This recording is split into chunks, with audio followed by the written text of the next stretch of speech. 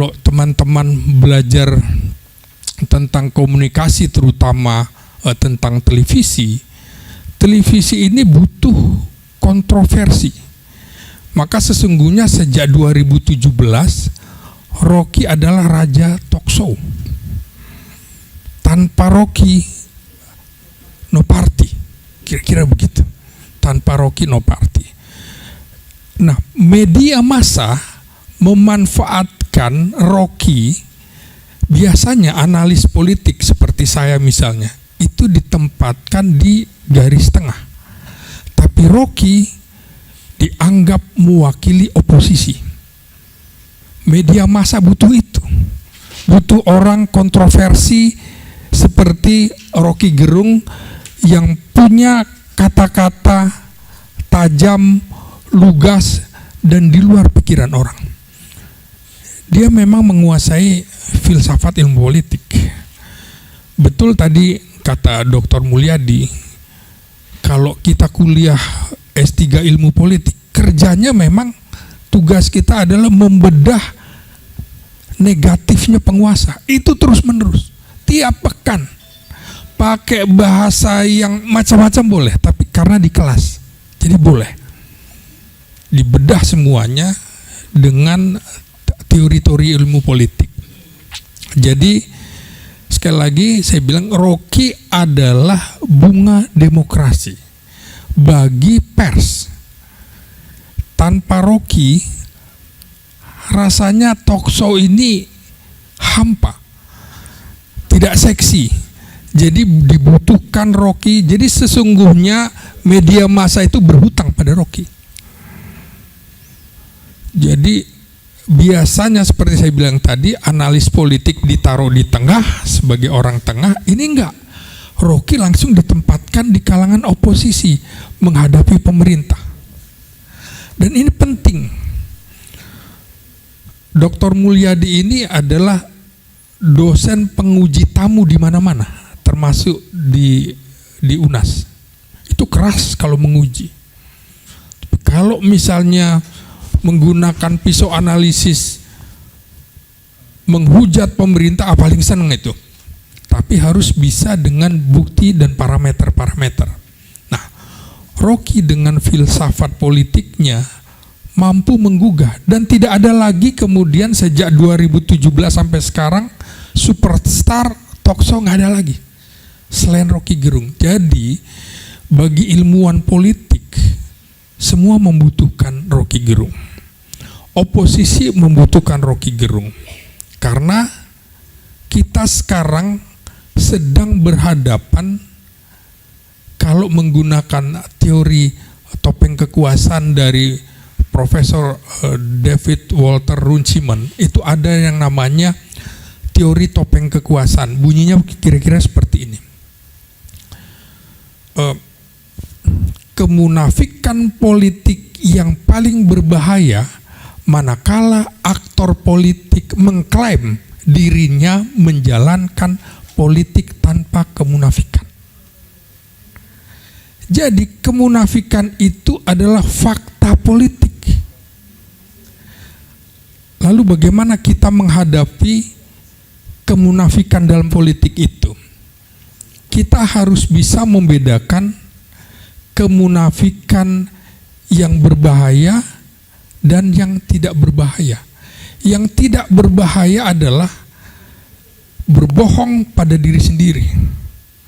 Tapi yang berbahaya akhirnya diteruskan oleh suksesornya ini, Jenderal Rohtewu.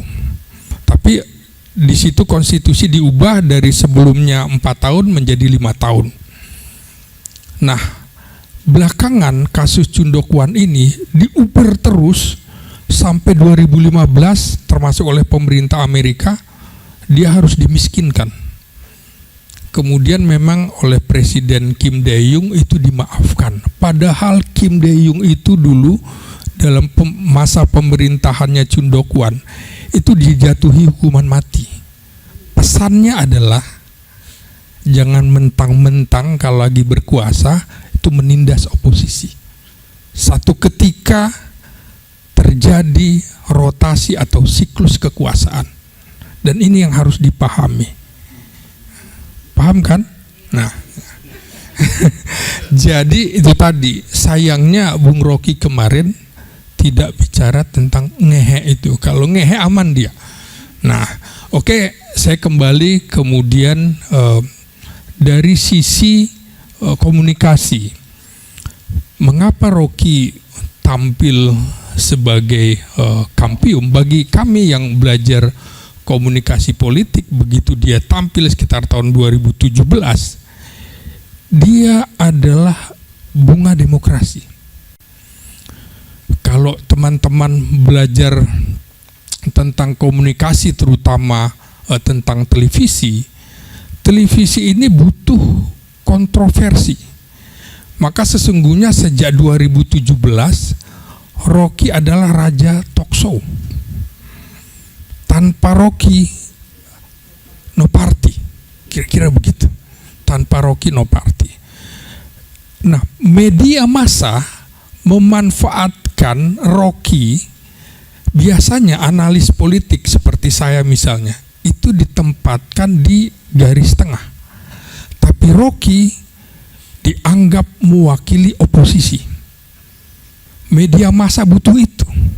Butuh orang kontroversi seperti Rocky Gerung yang punya kata-kata tajam, lugas, dan di luar pikiran orang.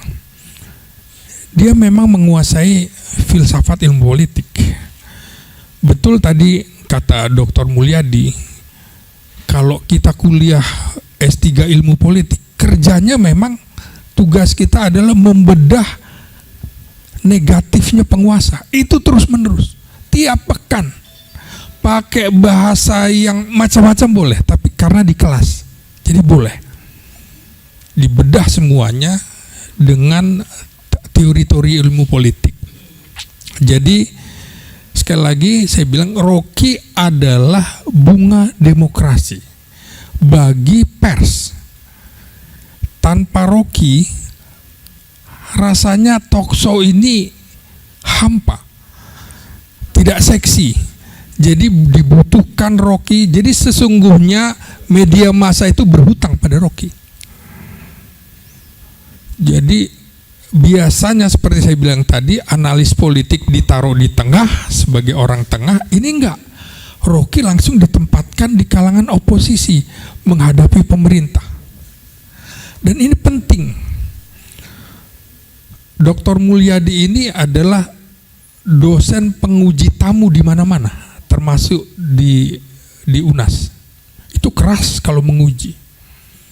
Kalau misalnya menggunakan pisau analisis menghujat pemerintah, paling seneng itu. Tapi harus bisa dengan bukti dan parameter-parameter. Nah, Rocky dengan filsafat politiknya mampu menggugah, dan tidak ada lagi kemudian sejak 2017 sampai sekarang superstar talk show, nggak ada lagi selain Rocky Gerung. Jadi bagi ilmuwan politik semua membutuhkan Rocky Gerung.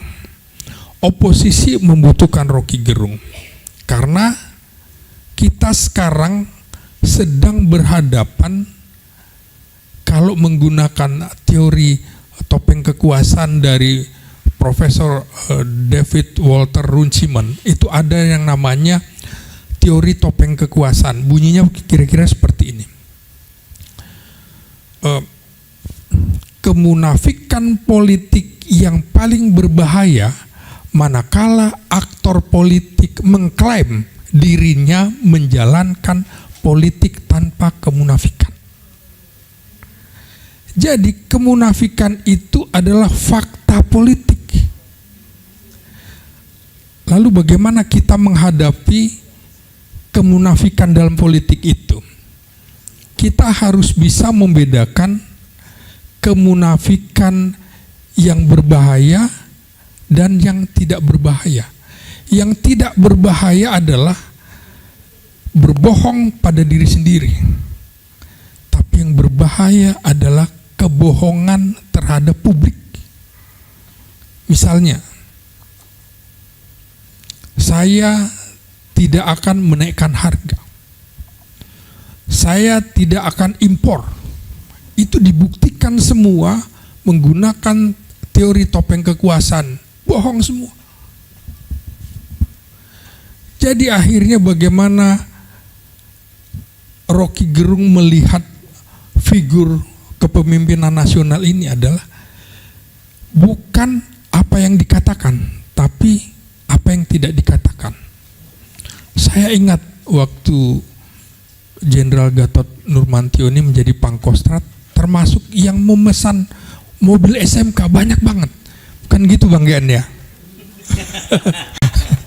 Iya. Iya. Oh, jadi bongkar ya? Oh ya. Nah, kira-kira sedang kena tipu lah. Ini ilmiah ya, ilmiah. Jadi pakai teori topeng kekuasaan. Jadi nanti yang disalahkan silakan Profesor David Runciman dari ya, dan Cambridge yang salah juga yang University. nipu kan. Kalau yang ditipu kan korban gitu ya. Oh gitu ya. Iya. Ya.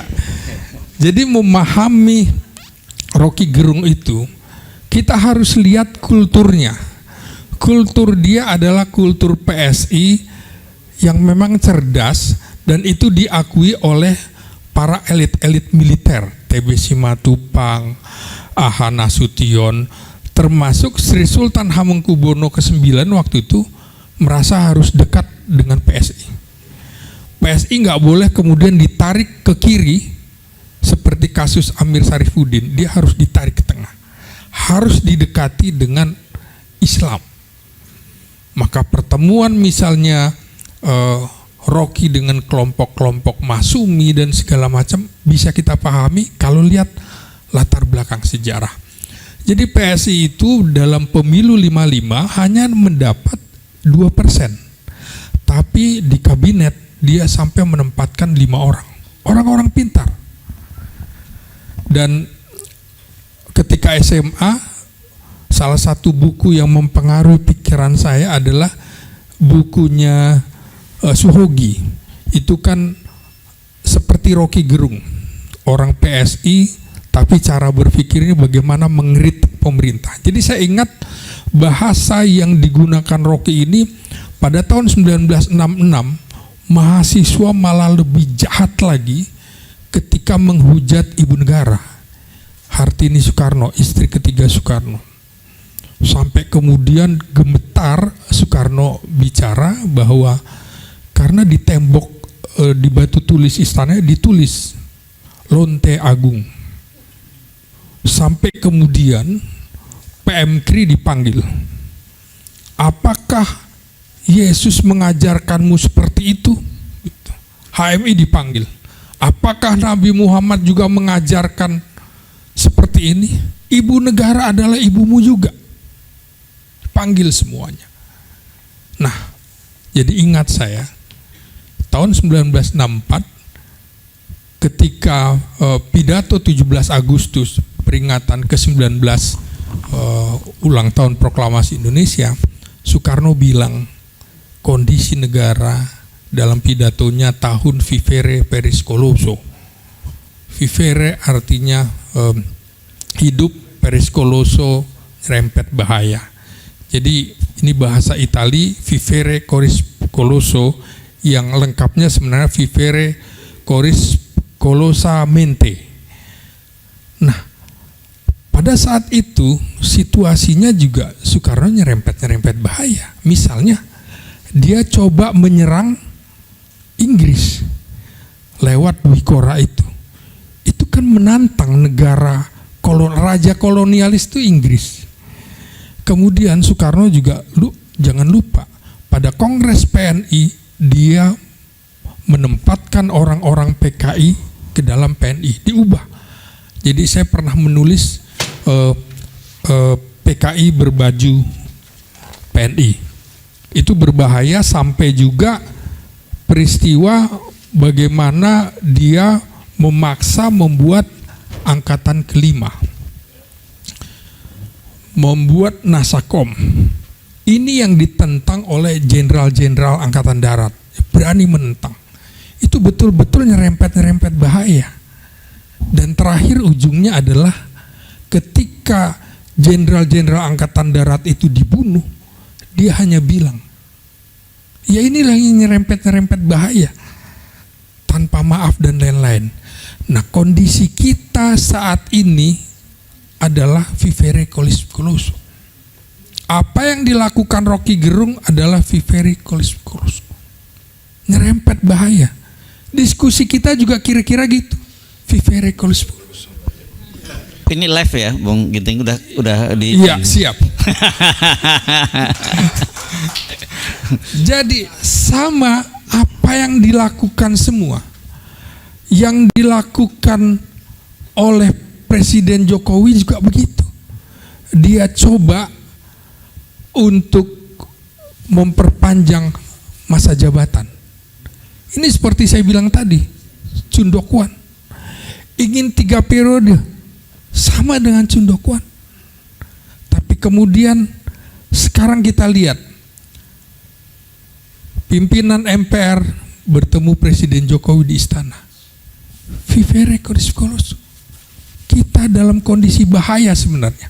Apa yang dilakukan partai-partai politik saat ini juga begitu. Apa yang dilakukan Rocky Gerung itu bisa berpotensi dimanfaatkan oleh semua komponen untuk meraih keuntungan. Kita tahu bagaimana Soekarno gagal mengendalikan negara di tengah situasi politik panas, di tengah situasi ekonomi yang buruk. Kondisinya sama. Sekarang orang ingat lagi, mana uang 11.000 triliun yang dulu ada di kantong, katanya. Ditanya, kenapa kemudian untuk membangun IKN, karena Rocky bicara terkait dengan IKN, Bung Hersu ya. Ya. Kenapa hutang? Saya ingat sebagai wartawan senior, itu tuh saya tetap rajin mengikuti, misalnya dulu ketika Bang GN jadi Panglima TNI, saya ikuti bagaimana konsentrasi beliau memperkuat pertahanan di Indonesia Timur. Bagaimana di Biak yang dulu bekas markas Belanda, markas militer Jepang sekutu dan lain-lain dibuat oleh Bang GN. Konsentrasi ke situ. Karena tahu ancamannya sekarang adalah itu. Bukan ibu kota negara baru. Jangan lupa, sekarang Papua New Guinea menyediakan wilayahnya dengan pasrah untuk tentara Amerika. Artinya hanya berbatasan dengan Irian Jaya, dengan Papua. Terus kita masih bisa konsentrasi untuk IKN. Mau diambil dari mana dananya? Kita harus ingat konstitusi mengamanatkan kita untuk biaya pendidikan 20%. Biaya perlindungan sosial dan kesehatan sekitar 25%. Berarti sudah 45%. Mau diambil dari mana untuk bangun IKN itu? Teman-teman, kita ingat bagaimana Pak Harto, Presiden Soeharto membangun Mabes TNI di Cilangkap. Itu sudah dipikir jauh-jauh karena dia akan membangun ibu kota di Jonggol, didekatkan. Jadi bukan tiba-tiba, dia sudah jauh-jauh hari berpikir itu. IKN, ada setidaknya 8 bahaya pembangunan IKN. Pertama, jaraknya hanya sekitar 2000 km dari Kinibalu. Kita masuk dalam rudal balistik negara-negara kuat. Belum lagi itu berada di Alki, alur laut kedua. Bahaya, ancamannya luar biasa. Nah, kalau ini kita masih berpikir IKN, mungkin Rocky juga berpikir begitu. Ingat ya, yang namanya penjajahan tujuannya ada 3G. 1, gold, ingin mendapatkan emas dalam pengertian sumber daya. Lalu glory, kejayaan sebuah negara. Yang ketiga gospel, agama atau ideologi. Rocky tentu khawatir tentang ini, termasuk ideologi. Jadi tanpa militer masuk ke Indonesia, sesungguhnya kita udah terjajah. Oke, mungkin dipersingkat sedikit ya, Siap. Bung Oke. Ginting. Jadi menurut saya kondisi demokrasi kita sesungguhnya sudah sekarat. Sudah sekarat ketika presiden terus cawe-cawe dalam urusan-urusan yang tidak seharusnya presiden muncul. Misalnya, ikut terlibat dalam pemilu. Ini bahaya. Karena dia punya infrastruktur, punya sumber daya yang bisa kemudian mengendalikan. Seharusnya dari teori birokrasi yang disebut birokrasi sivil maupun militer, kalau kita lihat teorinya Hegel atau Max Weber, itu yang namanya birokrasi harus ada di tengah, netral. Hanya Karl Marx birokrasi itu berpihak. Maka kalau presiden berpihak, maka ini sama saja dengan keberpihakan seperti di negara-negara komunis. Jadi tidak boleh presiden cawe-cawe dalam pemilu.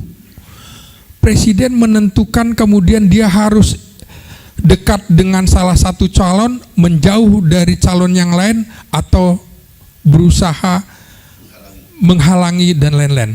Saya kira itu yang bisa saya kemukakan. Terima kasih Bung Hercu. Oke, kita beri applause ya. Ya. Oke, Mbak Bivit, silakan. Langsung saja ini. Jadi silakan. Tapi Anda mau perspektif hukum dan yang lain juga nggak apa. Oke. Pertama mau bikin testimoni tentang Bung Rocky juga boleh. Ya. Janganlah. Jangan. Oke, terima kasih. Selamat sore. Assalamualaikum warahmatullahi wabarakatuh. Waalaikumsalam. Saya kira saya langsung saja ya, ke materinya, dan saya akan memberikan perspektif hukum. Jadi ada dua hal yang ingin saya sampaikan. Pertama, kalau boleh saya ingin mengajak ibu-ibu, bapak-bapak sekalian untuk memikirkan ulang soal kenapa sih kok ada hukum yang bisa membungkam masyarakat sipil. Kebetulan kemarin saya nulis di Kompas, saya punya kolom bulanan di Kompas Analisis Politik, dan tulisan yang kemarin itu memang saya persembahkan untuk teman-teman naik gunung saya, yang kami itu suka bercanda. Ada beberapa orang gitu ya, saya suka bercanda sama temen 2 orang lagi yang statusnya bukan tersangka. Saya bilang ini gila nih, geng kita nih semuanya kok tersangka ya rata-rata, dan cuma saya sama ada 2 orang lagi yang suka naik gunung bareng yang jangan bilang belum dong, yang tidak berstatus tersangka. Oh, bukan yang belum ya. Jadi saya nulis tuh yang kemarin tuh terutama terinspirasi oleh kasusnya Rocky, tapi juga kasusnya Haris, juga teman naik gunung kami, dan kawan-kawan lain yang statusnya sama tersangka karena tidak kunjung dicabut juga walaupun sudah lama, dan juga sudah lama digantung begitu ya, dan juga pasalnya sama. Makanya nanti bagian kedua saya ingin membahas soal pasal itu tuh, pasal onar. Nah jadi Haris kan juga sama tuh ininya, pasalnya itu selain undang-undang ITE juga pasal keonaran 14 dan 15. Nah tapi saya mau masuk dari soal hukumnya dulu. Kenapa tuh hukum itu digunakan untuk membungkam masyarakat sipil? Kira-kira logika sederhananya yang saya tuliskan kemarin itu adalah kita semua pasti secara natural, secara alamiah, seandainya kita ingin menutupi sesuatu, kita punya salah, entah pada keluarga, pada teman, apalagi penguasa, pada warga negara, pasti kecenderungannya kritik akan dibungkam. Supaya nggak ada yang ngomong, supaya kesalahan itu tidak terbongkar luas. Kan pada dasarnya begitu. Nah, saya nulis yang kemarin itu karena saya sendiri sebagai orang yang dari dulu belajarnya hukum aja, nggak belajar politik, nggak belajar ilmu komunikasi. Saya malah merasa gelisah sekali karena alat yang paling enak dipakai oleh penguasa untuk membungkam, untuk membangun dalam tanda kutip ya, untuk menggusur, untuk apapun adalah hukum. Karena dia yang dianggap alat yang legitimate untuk melakukan sesuatu, untuk memaksa orang melakukan sesuatu, untuk mengusir orang dari tanahnya sendiri, orang masyarakat adat yang mungkin sudah tinggal di situ ratusan tahun, tapi karena mereka masyarakat adat nggak pernah punya sertifikat, tapi atas nama hukum, korporasi yang dapat sertifikat entah dengan cara apa bisa membuat masyarakat adat itu digusur atas nama hukum. Nah, bayangkan bahwa ketika ini terjadi begitu meluas di mana-mana dan ada orang-orang yang ingin mengkritik itu, ya pakai hukum juga untuk membungkam mereka. Nah, ini yang sebenarnya tengah terjadi. Jadi makanya tadi disebutkan bahwa karakter dari sebuah negara yang totaliter itu adalah pasti dia akan mempersempit ruang untuk civil society untuk berbicara. Pasti. Karena mereka tidak ingin kebobrokannya dibongkar luas, dipublikasikan. Cuma mungkin metode berbeda antara masa lalu dengan masa sekarang, tapi dasarnya sama. Kebohongan itu harus terus-menerus ditutupi. Gak mungkin boleh terbuka sedikit pun, karena begitu dia terbuka sedikit saja, halnya tembok ya, kalau ada bolong sedikit kita terus saja bolongannya kita perbesar, lama-lama temboknya rubuh, kan begitu. Nah, jadi itu yang sedang terjadi. Dan kemudian yang juga ingin saya tunjukkan ketika menunjukkan menyempitnya ruang berpendapat ini adalah kan sebenarnya kita warga nyaris tidak punya ruang lagi untuk bersuara. Dan kita seringkali punya imajinasi, saya di tulisan itu saya membukanya dengan kata-kata, apa yang Anda pikirkan kalau saya tanya, apa yang Anda pikirkan tentang negara? Kecenderungannya di kepala kita, asosiasi kita tentang negara adalah bangunan megah, kan gitu ya, bendera merah putih, terus apa lagi? Mungkin kalau di sini pasti nggak ada ya, tapi kan biasanya kalau di ruang-ruang formal ada foto presiden dan wakil presiden. Negara tuh itu simbol-simbolnya yang kita pikirkan, sehingga kita lupa bahwa negara pada mulanya adalah warga. Negara tidak mungkin ada kalau tidak ada warga.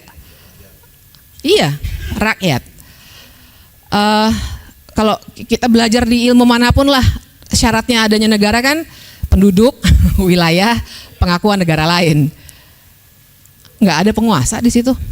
Penguasa itu dapat mandat dari rakyat. Nah, tapi kita itu kalau dididik untuk berpikir bahwa negara adalah simbol-simbol itu, penguasa, bendera merah putih, jadi simbol-simbol semuanya. Tidak ada yang berpikir soal rakyatnya sejahtera enggak, rakyatnya bisa makan semua enggak besok. Sementara kita punya paling tidak 7 orang yang meninggal dunia di Papua karena kelaparan. Itu saya pas baca lumayan sangat tersentak dan sedih gitu, di negara Indonesia ada orang mati karena kelaparan. Nah, jadi tapi kita mikirinnya begitu, negara itu penguasa. Nah, jadi padahal yang punya suara yang menentukan kan demokrasi, demos kratos. Ya berarti seharusnya rakyat dong yang menentukan jalannya negara ini. Tapi karena prosedur demokrasi kemudian melahirkan yang namanya demokrasi perwakilan dan kemudian melahirkan ada yang namanya wakil-wakil rakyat, saluran kita itu. Tapi apa yang terjadi? Salurannya nyambung nggak antara kita dengan wakil rakyat? Menurut saya tidak nyambung. Kita mau demo kemarin juga demo sampai malam, apa didengar kita soal undang-undang cipta kerja? Tidak. Dokter-dokter demo soal RUU kesehatan didengar tidak? Tidak, tetap diketok. Artinya saluran kita yang lain yang mana? Nah, saluran lainnya yang tersedia dalam negara demokrasi adalah media, berpendapat. Boleh berpendapat di jalanan, ya namanya juga negara demokrasi ya harus boleh dong unjuk rasa harusnya.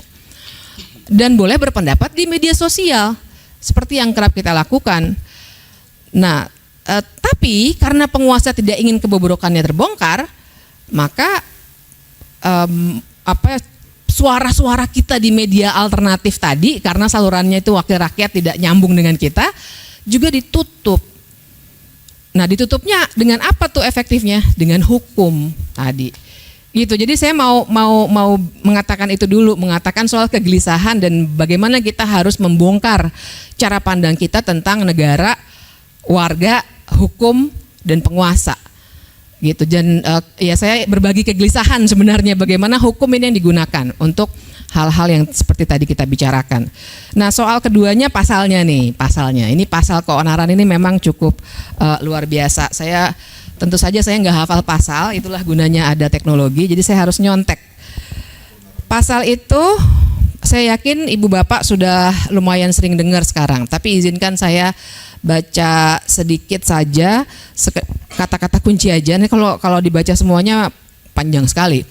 Tapi kata-kata kunci aja. Intinya adalah barang siapa dengan menyiarkan berita atau pemberitahuan bohong dengan sengaja menerbitkan keonaran di kalangan rakyat dihukum dengan hukuman penjara setinggi-tingginya 10 tahun.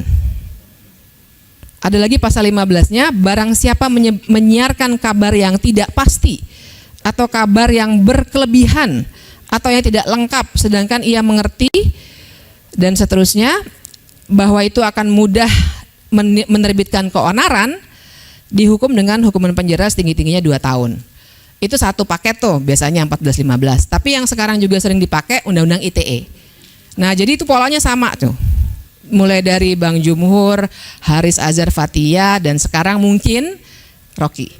Sama ininya yang dipakai. Nah soalnya ibu-ibu dan bapak-bapak, kan saya selain ngajar hukum tata negara juga ngajar. Hah? Oh iya sama ya? Sama ya 14-15 juga ya? Persis ya? Nah kan? Itu memang sekarang ngomong-ngomong sekarang itu pasal lagi di ini Pak, lagi diuji ke Mahkamah Konstitusi oleh Haris Azhar dan kawan-kawan. Dan begitu udah masuk kena juga Rocky. Jadi emang pasal itu brengsek betul. Dan saya kan selain ngajar hukum tata negara juga ngajar penalaran hukum atau legal reasoning.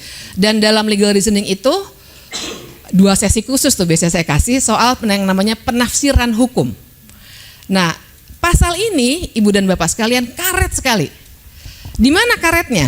Misalnya, kalau dikatakan ini ya, menyiarkan berita atau pemberitahuan bohong, misalnya itu dulu. Iya, tapi bagaimana kita membuktikan bohong? Kalau kata teman saya, udah disidangin aja biarin.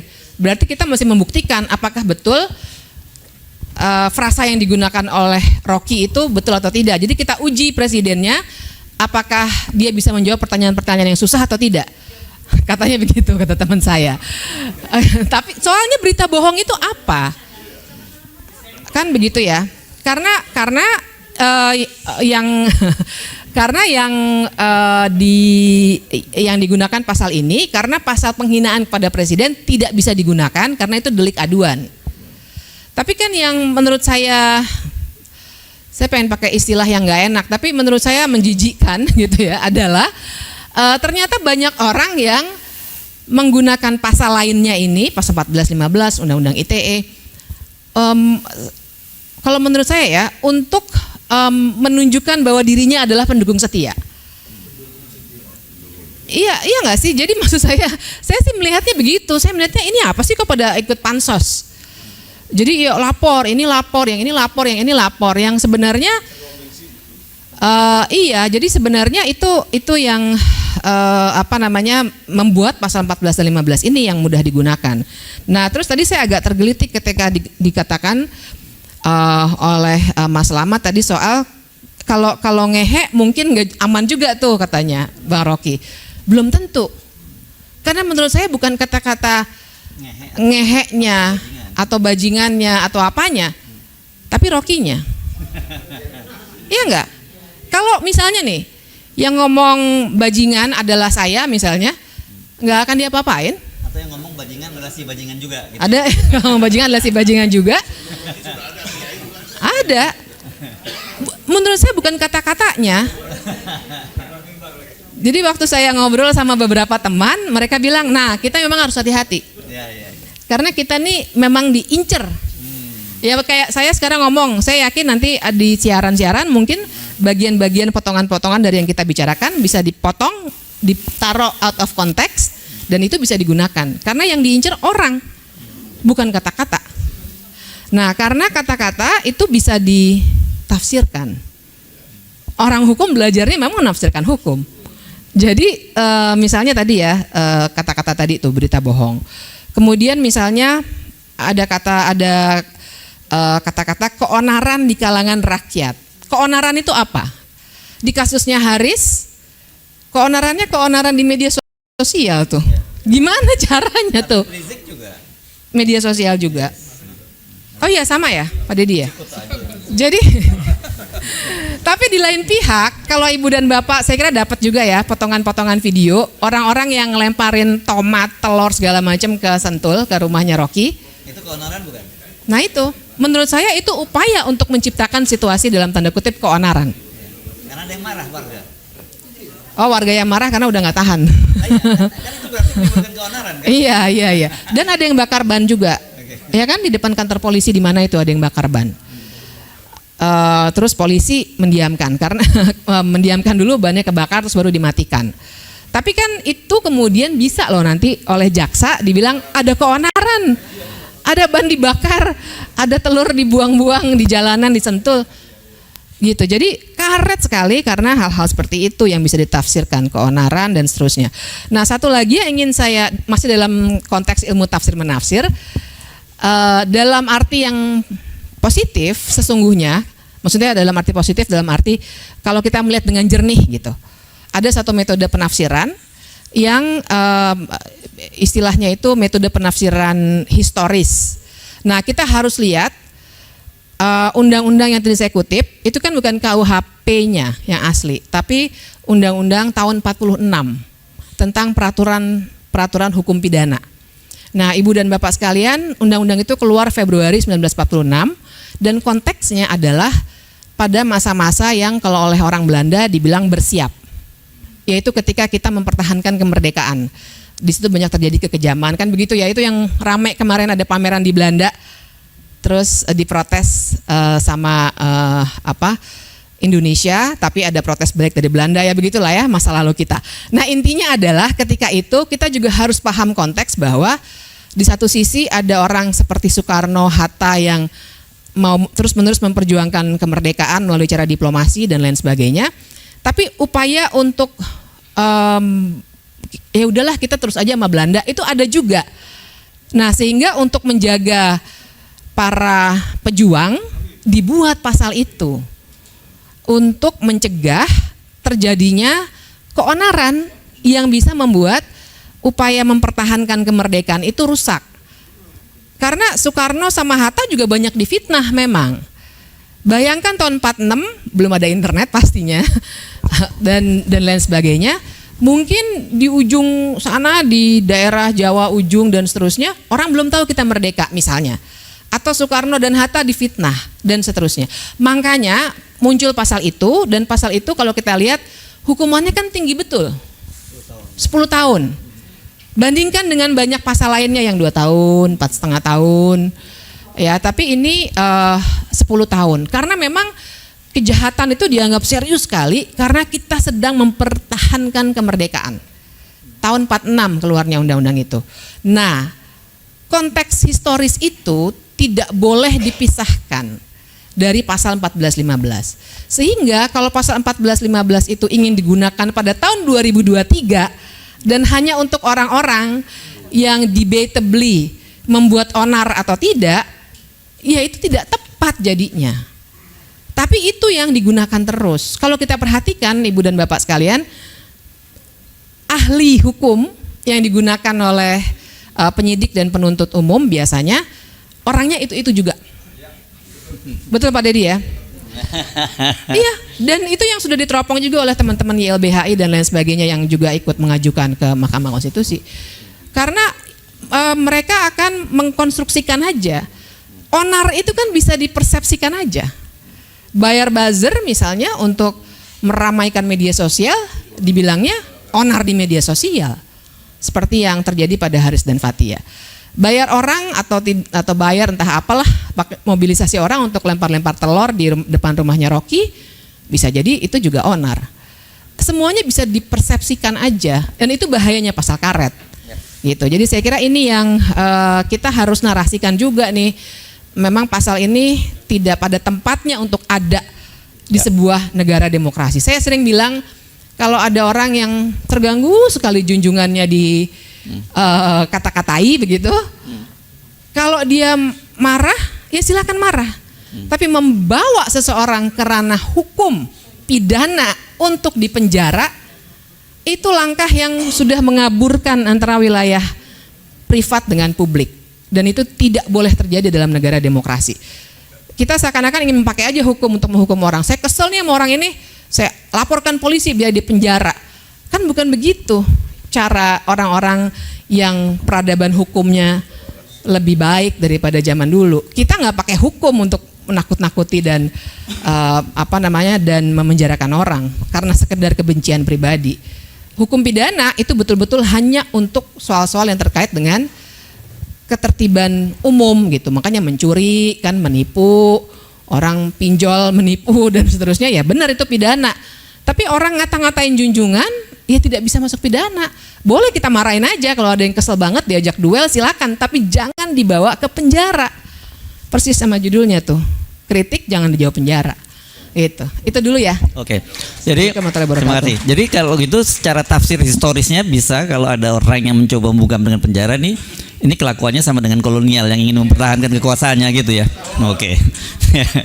Sekarang pindah ke Mas Adi. Mas Adi, ini dari sisi budaya ya gitu ya. Silakan Mas. Baik, terima kasih. Assalamualaikum warahmatullahi wabarakatuh.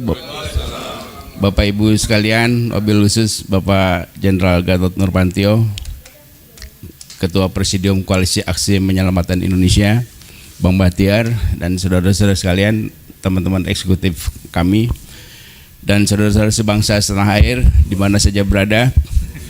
Jadi ini kita kembali belajar soal demokrasi. Saya penyair, mendapat tugas dari John F. Kennedy. Katanya kalau politik kotor, puisi penyair yang harus membersihkannya.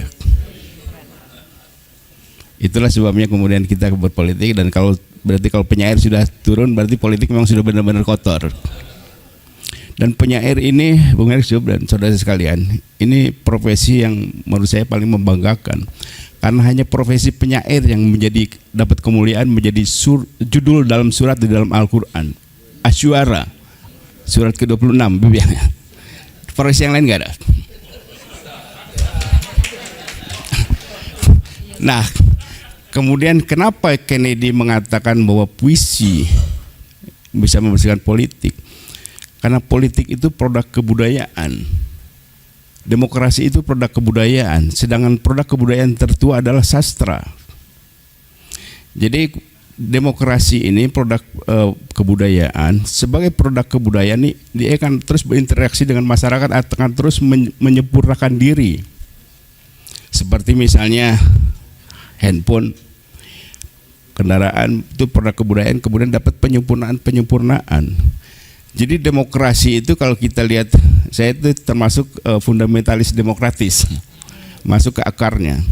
Jadi demokrasi sekarang ini kan perkembangan dari demokrasi yang dikembangkan berabad-abad sebelum Masehi oleh Socrates, kemudian dikembangkan oleh Plato, kemudian dikembangkan lagi, dapat kekayaan lagi dari Montesquieu, John Locke, Thomas Hobbes dan lain-lain. Kemudian menjadi penyempurnaan. Apa bedanya produk kebudayaan dengan yang bukan kebudayaan? Kalau produk kebudayaan itu adalah kemudian menjadi kebiasaan kita untuk meningkatkan harkat martabat kemanusiaan. Jadi kalau korupsi dianggap budaya itu salah, enggak benar, karena tidak meningkatkan harkat kebudayaan, martabat. Jadi yang disebut budaya itu adalah kegiatan manusia yang untuk meningkatkan harkat martabat kemanusiaannya. Itulah sebabnya demokrasi itu terus juga bertumbuh, berkembang. Yang di masa lalu ketika Montesquieu abad 17 itu menciptakan trias politika, kemudian berubah lagi. Sekarang ini sudah tidak menjadi trias politika, karena yang dibayangkan oleh di ilmuwan termasuk Bivitri ini kan trias politika, legislatif, yudikatif, eksekutif. Faktanya hari ini ketiga kelompok ini dari partai politik yang sama, dari kekuatan politik yang sama, jadi tidak mungkin saling kontrol. Ibunya sama. Nah memang demokrasi yang modern ini berkembang tetap trias politika, tetapi terdiri dari negara, pasar, dan civil society. Jadi selalu bertiga itu.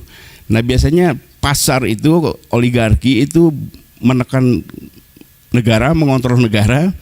Jadi nanti oligarki dan negara mengontrol masyarakat sipil. Civil society itu termasuk kampus, pers, teman-teman. Nah, sialnya itu juga sudah dimakan oleh oligarki.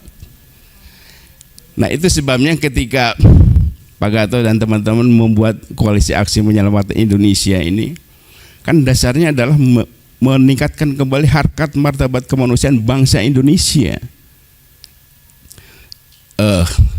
Karena salah satu untuk meningkatkan martabat ini kan dalam demokrasi, ketika civil society kemudian juga mati, kemudian kami ini mencoba menghidupkan kembali harkat martabat civil society agar tumbuh kembali mengontrol kekuasaan.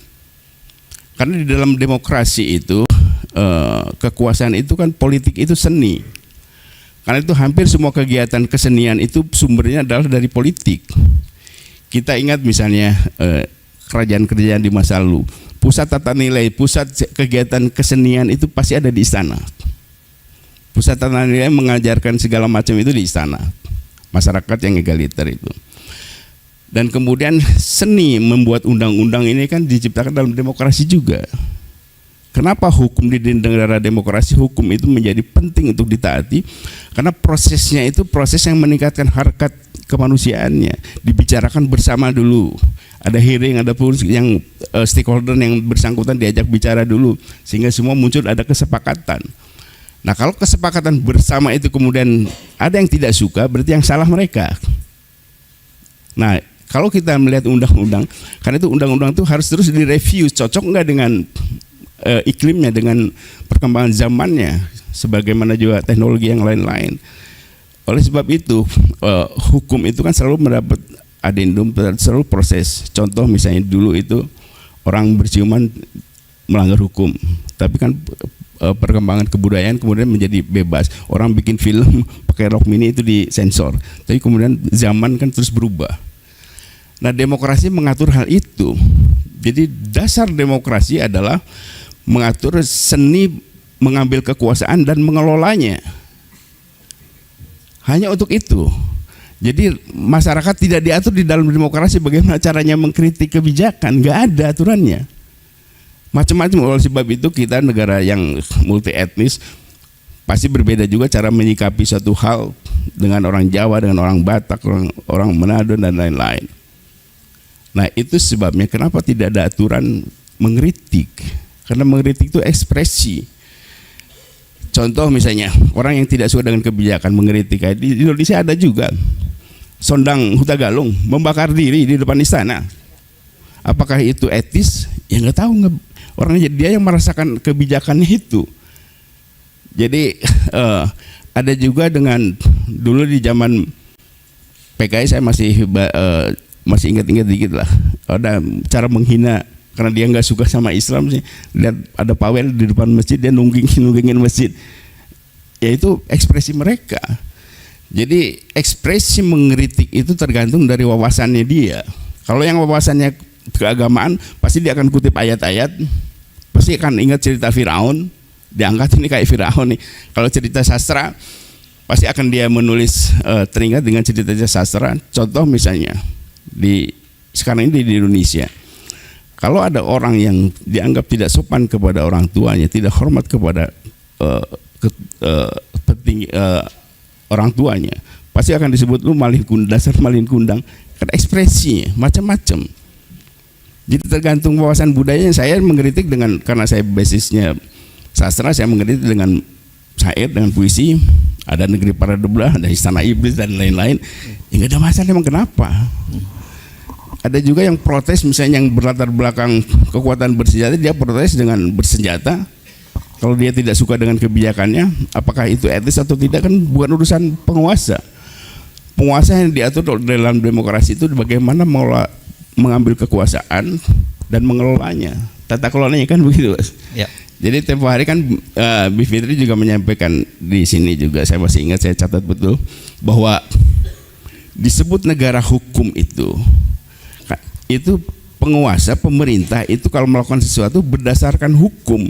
Jadi bukan kita harus tunduk kepada hukum. Kalian yang berkuasa harus taat kepada hukum. Bagaimana menciptakan aturan itu dengan mekanisme hukum. Contoh misalnya yang kita tentang bersama kemarin itu Omnibus Law. kan tidak melalui mekanisme demokrasi, tidak santun, tidak melalui tata krama dalam membuat kebijakan. Dan jadi, Mas Adi 5 menit lagi ya, karena masih ada pembicara yang lain. baik. Jadi intinya begitu. Saya bilang kalau mengkritik tidak ada aturannya. Yang ada aturannya di dalam demokrasi itu adalah membuat kebijakan dan mengelola kekuasaan. Jadi itu sebabnya sejak lama sebetulnya orang berpolitik itu kan, kenapa orang dulu itu berpolitik itu harus berkesenian, harus di depan kaca belajar pidato, belajar membaca agar artikulasinya lebih dulu kan seniman, politik itu seniman. Nah hari ini berpolitik itu yang penting punya uang, suara dibeli, mengumpulkan orang cukup dengan organ tunggal, dangdutan, jadi nggak ada seninya. Dulu itu semua politisi pasti banyak membaca, karena itu lebih dewasa. Nah kemudian mengenai menyangkut masalah Rocky Gerung, saya bilang ini Rocky Gerung 100% perbedaan pendapat. Rocky Gerung menyatakan pendapatnya dengan kata-kata itu pendapatnya dia dan saya akan bela. Caranya dia menyampaikan ketidaksetujuan dengan kata-katanya itu, so what itu.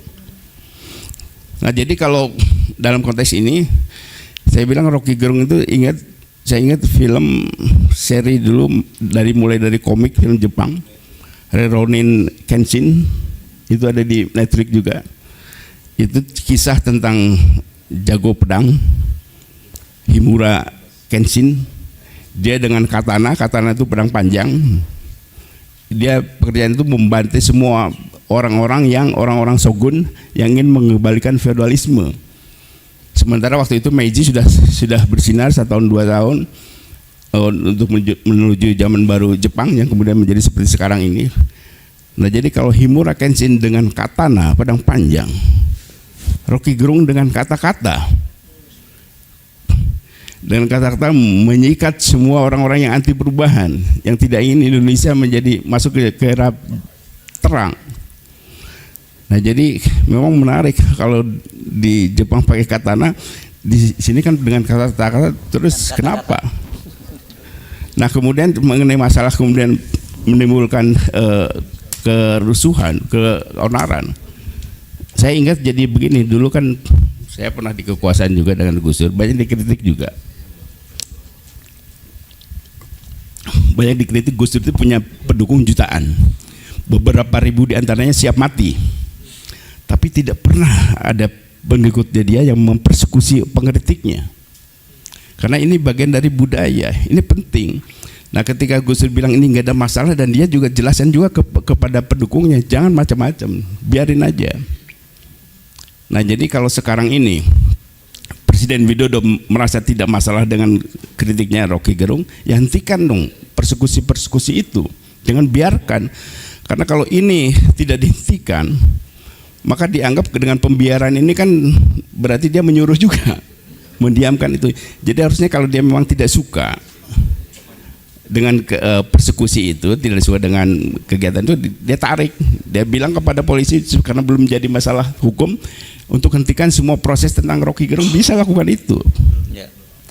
Nah jadi kalau memang Presiden Widodo merasa sakit hati, menurut saya daripada mengorbankan konflik sosial di masyarakat, lebih baik dia lapor aja ke kantor polisi bahwa dia merasa terhina, sehingga dengan demikian kita tetap tercipta harmonisasi di dalam kehidupan masyarakat kita. Jadi sekali lagi saya ingin menyampaikan, mudah-mudahan bisa sampai kepada Presiden Widodo, kalau Bapak memang tidak ada masalah dengan apa yang diucapkan oleh Rocky Gerung, karena ini 100% perbedaan pendapat, hentikan masyarakat yang mempersekusi Rocky Gerung, yang melapor-laporkan ke kantor polisi, dan perintahkan Kapolri untuk tidak memproses, karena sebelum menjadi delik hukum itu Presiden punya kewenangan untuk mengingatkan itu. Saya kira demikian, Bang Heru. Terima kasih. Terima kasih.